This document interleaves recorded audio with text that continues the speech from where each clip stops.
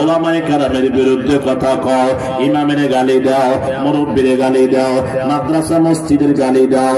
এই কথাটা মুখস্থ করে রাখিও,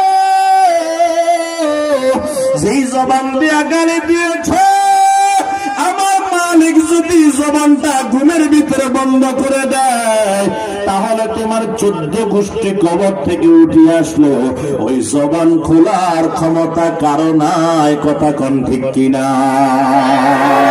কারণ সব ক্ষমতার মালিককে। আর জোরে বলেন না কে কে?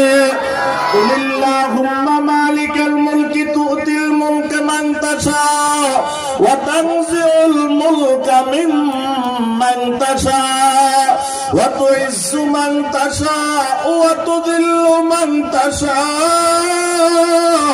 বিয়াদিকাল খায়র ইন্নাকা আলা কুল্লি শাইইন কাদির। আমার মালিক বলে, ক্ষমতা দেওয়ার মালিক আমি আল্লাহ, ক্ষমতার থেকে নামানোর মালিক আমি আল্লাহ, আর ইজ্জত দেওয়ার মালিক আমি আল্লাহ, বেইজ্জতি করার মালিক